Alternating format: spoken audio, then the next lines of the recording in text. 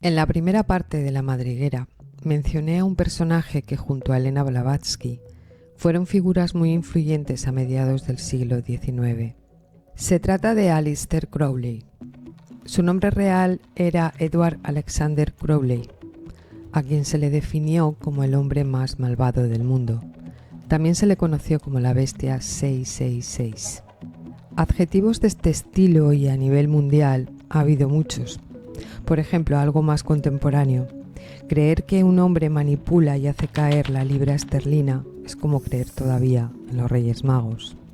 Todos estos personajes con esas calificaciones no son más que cabezas visibles, personajes en primera fila del teatro, usados para un propósito.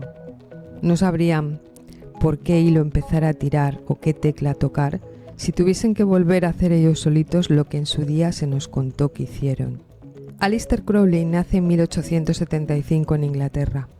La causa de su rechazo y rebeldía hacia el cristianismo fue su educación, estrictamente cristiana, dentro de una familia fanática de esta línea de pensamiento o religión.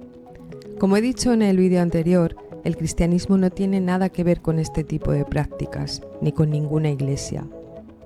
No es una creencia elaborada por las iglesias cristianas, no tiene nada que ver con todo eso. La influencia de Crowley llegó a los Beatles, Marilyn Manson, David Bowie, Led Zeppelin, Aldous Huxley y muchos otros, además de mantener una estrecha relación con altas esferas de la política. Pero antes de que todo esto ocurriera, a la muerte de su familia heredó con 11 años una gran fortuna. Estudió en el prestigioso Trinity College en Cambridge. Allí entabló relaciones importantes. Se trata de un colegio muy elitista. Por ese centro han pasado figuras monárquicas y destacadas personalidades como Isaac Newton. Ya de adulto, después de aburrirse haciendo expediciones, donde gastó gran parte de su fortuna, además de que su adicción a las sustancias estupefacientes le alejaron de todos esos viajes, empezó a interesarse por el ocultismo y la magia. Recorrió varias logias, sociedades secretas o órdenes secretas, como quieran llamarlo. Isis Urania fue una de ellas, donde escaló muy rápido grados iniciáticos, pero la abandonó por enfrentamientos con miembros de esta orden. Fue dirigente de la Ordo Templi Orientis y él mismo fundó Astrum Argentum, imponiendo su filosofía de telema. Su primer libro, Aceldama, un lugar para enterrar extraños, refleja sus inclinaciones y pensamientos con imágenes sangrientas y provocativas. No solo tenía interés por el ocultismo, también por la sangre y las torturas.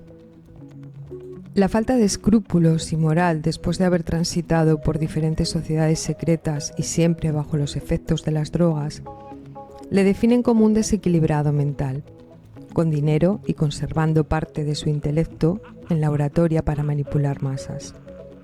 Calificar a un hombre bajo estas circunstancias como el más malo del mundo no tiene sentido.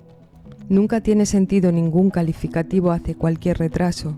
No se trata de calificar algo común, no era un hombre común. Estudió budismo, yoga, el I Ching y tantrismo durante los viajes y expediciones que realizó. Una mezcla de todo esto da lugar a su filosofía llamada telema, inspirado por François Rabelais, a quien consideró su héroe. Rabelais escribió un cuento sobre unos gigantes. Uno de ellos construye la abadía de Telema, donde la gente lleva una vida según su voluntad, sin horarios, sin leyes, cada uno bajo su criterio. El problema es que Crowley interpreta desde su mente totalmente desequilibrada todo lo que estudia, y en esa mezcla de la voluntad y el amor introduce los sacrificios y la agresividad, por no hablar de su promiscuidad con ambos sexos, y la canalización de dioses que se comunicaban con él. Según él, el dios Horus le dicta el libro de la ley, que recoge todos los principios en los que se rige su religión, Telema, fundada por él como una nueva religión y de la que sería profeta.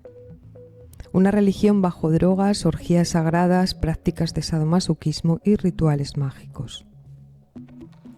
Aunque hubo una influencia de Elena Blavatsky al acercarse al budismo o al ocultismo, él tomó sus interpretaciones llevándolas a una filosofía de vida, si se le puede llamar así, bastante depravada y polémica. Que cada humano haga su voluntad y con amor, manifiesta Crowley. Pero a su vez en el libro de la ley expone que la adoración involucra sacrificios de sangre y ofrendas, enfatizando la fuerza, la agresividad y el rechazo a la compasión. Todo esto como mensaje dado por un dios llamado Ra-Orkut, que era agresivo y destructor. La importancia de la sangre en los rituales era clave para invocar energía divina.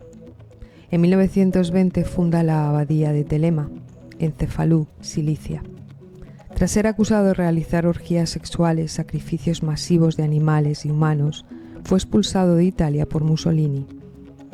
Pero hubo circunstancias más turbias, empezaron a desaparecer niños de la zona.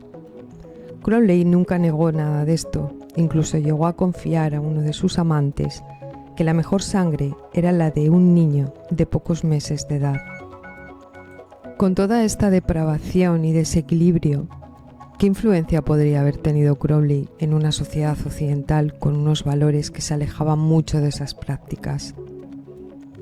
Su influencia fue mucha, muchísima, casi como un tatuaje metido hasta la última capa de la piel. Los magos y las brujas siempre fueron populares, incluso canalizadores de mensajes, pero en Occidente se empezó a poner atención a los portales interdimensionales, a pasar de este plano a otro, en otra dimensión, o a que de esos portales salieran y entraran entidades. Con Elena Blavatsky ya se contempló todo este tema de los diferentes planos. Con Crowley tenemos la apertura y cierre de portales que incluye a todos los extraterrestres de todas las razas y galaxias existentes. Crowley nunca habló de extraterrestres en el sentido de la ufología moderna que conocemos, pero todo eso se utilizó como extensión en los años 50 del siglo XX.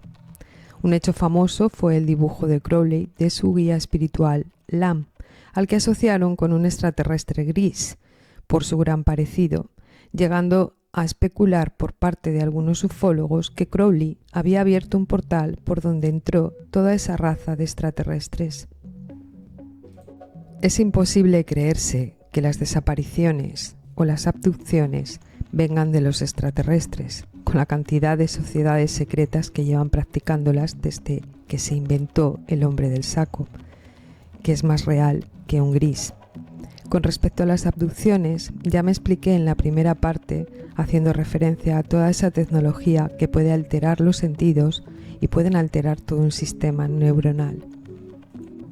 Mientras Occidente empezó a interesarse por la ufología, asociada a desapariciones y muertes macabras de animales, desapariciones de personas y niños, las sociedades secretas estaban bastante cómodas sabiendo que ningún Mussolini les iba a juzgar o expulsar de ningún sitio. No corrían ningún peligro de que la sociedad fuese disuelta o operar en la clandestinidad con otro nombre. Pueden simular cualquier cosa que obedezca a lo paranormal de una forma perfecta. Y lo paranormal son las filtraciones que tenemos a día de hoy sobre lo que se hacía en una isla fortificada, secreta y que no voy a mencionar aquí.